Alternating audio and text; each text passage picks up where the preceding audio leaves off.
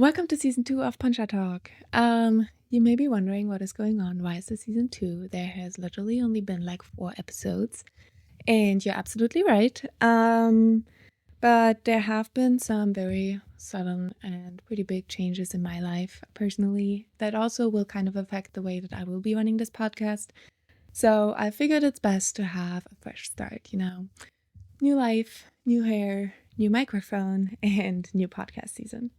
And I want to start off season 2 with a solo episode, actually my first solo episode here on Poncha Talk, and take some time today to talk to you about my life updates and also about how to manage when you are facing some major setbacks in your life. Like I am facing one right now, because literally last week after one conversation, I all of a sudden found myself with no more job, no home, no car, no more emotional support dog, Lotus, and just kind of stranded on an island in the Atlantic with no idea what is going on and what I'm gonna do next.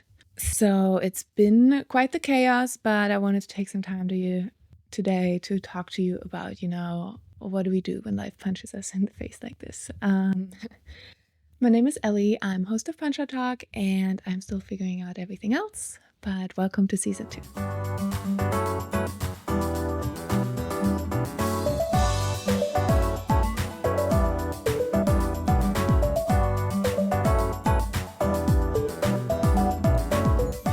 So for those of you that are new to the podcast and to give you a little bit of background on the situation, I used to work a full-time remote job in consulting, and I traveled a lot and worked with different co-livings. And then I kind of fell in love with Madeira this year. I quit my job in the summer and I decided to come to Madeira to take a volunteer host position at a co-living co-working space where I had stayed before. And I absolutely loved it. I really did. I already really enjoyed the co-living atmosphere, and I loved meeting all the new people, exploring the island together, and I finally, for the first time in a very long time, felt like I was really doing something that I actually truly enjoyed and that I was good at.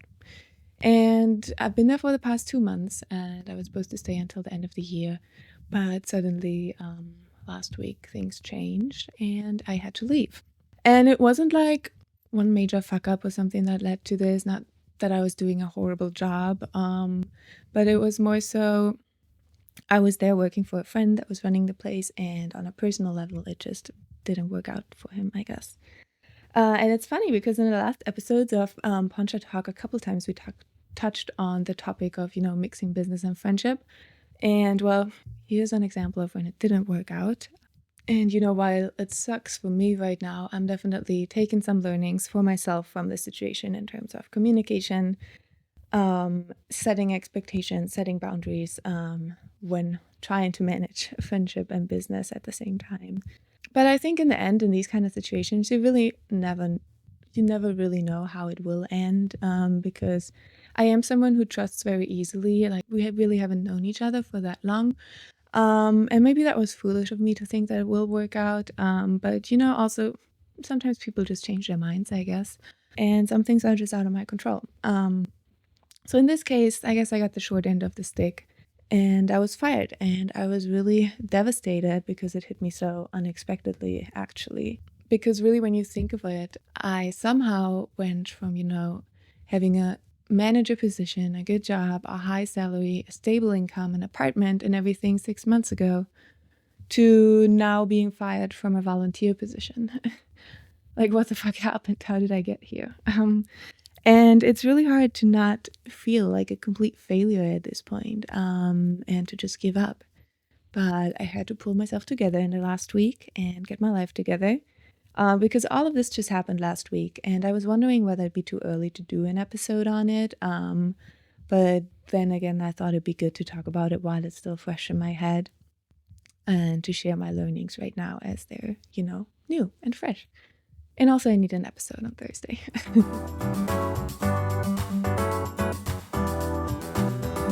So let's get to the point. What have I learned in the last week on how to manage when you're facing a setback in life? First off, I think it's really important that you allow yourself time to reflect and to feel. I think especially in setbacks that are more like also on a personal level, which probably most major life setbacks are kind of personal. There's always people involved that we trusted or we thought we trusted. So allow yourself to feel, to be sad, to be disappointed, to feel however way you feel, because we're all human. But then I think it's also important that you get to the point where you can accept the things that you can change, because, I will never be able to change that person's behavior. I won't be able to change their mind about their decisions. And it's also not my place, People make their own decisions, and that's just how it is. So it's important to get closure with the topic. And for me, it helped to write things down. Actually, I wrote a little goodbye letter. Well, goodbye letter in my iPhone note. I haven't sent it. I never will send it because it's in the past. But just for me to kind of organize my thoughts and figure out how I really think and feel of the situation, it really helped to write things down. And then also, what I did is to write down my learnings of the situation. Because yes, it sucked, and I wasn't totally only at fault, but there's definitely things that I could have done better myself. Like I could have been more self-aware in certain situations. I could have handled situations better. I could have worked on my communication. I think it's really important that, while we're closing off this topic and moving forward, we want to come out as a stronger person. So write down your learnings for yourself, so that we don't repeat that in the future. And while all of this reflection is really important, I think it's very critical to not also miss the point of when you stop looking back so much, but start moving forward. I was actually listening to this podcast the other day, the Mel Robinson podcast, and she was using the metaphor of life as a road trip, because, as you're driving, we have the rearview mirror up there. We're looking at it every now and then to see what's behind. But it's so much more important to look ahead through the windshield. You have to look at the road ahead to see the turns that are coming up, to see which direction you can go, to see the signs. So I really like that metaphor because we got to move forward and keep going.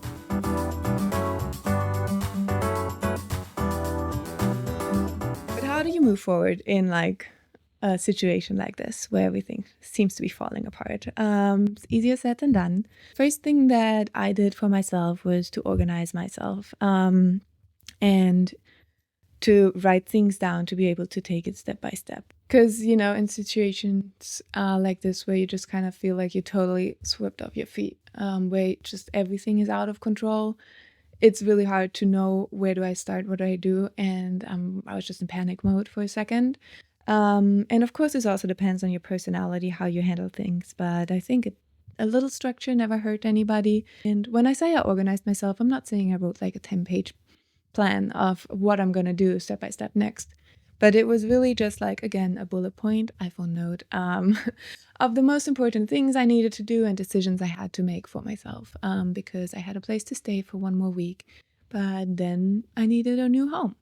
And I had to decide for myself, do I want to stay on Madeira? Do I want to go somewhere else? Do I need a car? What do I want to do? To be able to take it one thing at a time, it really helped to have it written down. And I think this also helped me in kind of making decisions, not too much in the midst of the chaos, and not making decisions that I might later regret then. Because my first instinct was, I have to leave Madeira because everything went to shit, basically. I didn't want to be on the island anymore, just find a way to get out. But then once I wrote my thoughts down a little bit, once it settled, I realized, well, I love being on Madeira. Of course I came to the island because of the co-living, but I also love the island. I love the community. I love the culture and the weather, of course, and just exploring the nature. So I didn't want to have this one setback ruin the whole island for me. And I think that's very important as you're making decisions, taking it step by step, moving forward, but always keeping in mind what's important to you so that you don't allow this one setback to actually take you a step back and take you back to where you don't want to be. The other thing that I found really helpful was talking to people. And I mean, it's easy when you're in a chaotic situation like this and you feel like you fail to just kind of crawl under your blanket and hide from everybody. But talking to people has helped me so much to just get my thoughts out, to get new perspectives, to get new ideas from people. It has been super helpful. So at this point, I would like to thank everybody who has taken the time to talk to me in the last week and listened to me whine and given their advice. It has been very much appreciated. And then also with that comes, don't be afraid to use your connection to ask people for help. And I know that's also easier said than done, because I'm also somebody who's always a little bit concerned. Well, not a little bit. I'm a lot concerned about what other people will think of me. And when, again, you feel like you failed, it's really hard to talk to people about it sometimes and even ask for help. But what I found from talking to people is, may feel like the end of the world to me right now, but it's really not that deep. Like, and most people can probably relate because they have had similar setbacks in their life. So don't be afraid to talk to people, to use connections, to try new things. The last thing that I jotted down here on my notes was, as you're moving forward, change your view from seeing it as a setback to seeing it as an opportunity. And I know that sounds cheesy. Always have a positive attitude. But it's true, now that you think of it, I have so much more time now to find out what I want to do, to work on my own ideas, to try new things, A lot of positive things can come out of it. And I see it especially when I look back at other major struggles that I've had in my life, like the biggest struggle, I think, for me was when I moved from the US back to Germany, because at the time I really, really didn't want to. But it was COVID, the visa ran out. It was just a shit situation. And it sucked. But now when I'm looking back at the last 4.5 years, and I see all of the things that I've gotten to do since, all of my travel, all of the people I met, my Frankfurt crew, my whole career, basically, the remote work life that I've been living. I never would have been able to experience that if it wasn't for that life change back then. Of course, staying in Florida would have also been great, but a lot of good things came out of that change back then. And I think to be able to do that mindset shift from, seeing it from negative to positive, I think it's really important that you don't compare yourself to others. Because really, when you think about it, I'm only in this situation right now because I quit my job, because I took the risk, because I was brave enough to move to an island where I literally only knew one person. And then I find myself comparing myself to people that are, still living in their hometown, living the 9 to 5, getting married, having kids, like totally different situation. And of course, they're not going to experience the same setbacks, but they probably have their own struggles. And it just doesn't make sense to compare yourself to others, especially not to others that are in a completely different situation than yourself. Nothing good comes out of that. So really just, focus on yourself in a situation, reflect on your learnings, then organize yourself, talk to people, and try to see the positive as you're moving forward. I think that's the gist of it.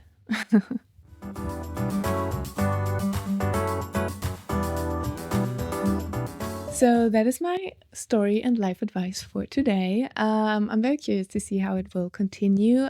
It's not a linear process, not at all, actually. I mean, it sounds so straightforward when I have it written down here, take time to reflect, organize yourself, talk to people, move forward with a positive attitude. That's some bullshit. No, but I know you mean. I still find myself, scrolling on Instagram and I'm looking at the stories of the co-living where I was staying. And it breaks my heart. I'm so disappointed that I'm not there anymore. Because, it was my home, I lived there, I worked there. I had Lotus, the dog, there. All of the people that I knew were there. So, it's really hard to cut right now, but I can't change that. It's a road trip, like I said. I'm moving forward, I'm looking forward, but I'm just looking at the rearview mirror every now and then, and I get a little bit emotional. But, that's life. Shit happens. And as my very, very wise friend once said, when life gives you lemons, you make poncha, and then you move forward. to the next Poncha bar. No, I'm kidding. I'm not exactly sure yet what I will be doing next. I have figured out the most important things. Like I said, I will be staying on Madeira. I have a place to stay. I have a car organized to kind of have my life back in order. And I'm talking to a couple people about opportunities at the moment of what I will be doing next. But it's only, like I said, it's only been a week, so things are still fresh. But I think considering that, I'm doing quite okay. I'm managing. So thank you very much for listening. What can you expect from season 2 coming up? I will continue like the interview style episodes that we've done in the past and bring in other nomads to share their story so that you don't always only have to listen to myself whining. But I do kind of want to sprinkle in some solo episodes every now and then in the future as well, just to kind of keep you updated on the process and to share my learnings with you as I am starting this new chapter in my life, whatever it will be. So let me know in the comments what you think of that, if you liked the episode, if you didn't like the episode, or if you have any other thoughts, comments, questions that you would like to share. I'm always happy to hear from you. And like I said, thank you very much for listening to this episode. Today's been a very personal and important episode to myself, so I really do appreciate any and all support and help. Again, thanks to everyone who has been talking to me in the last week and been helping me through this situation. And I'll see you next week.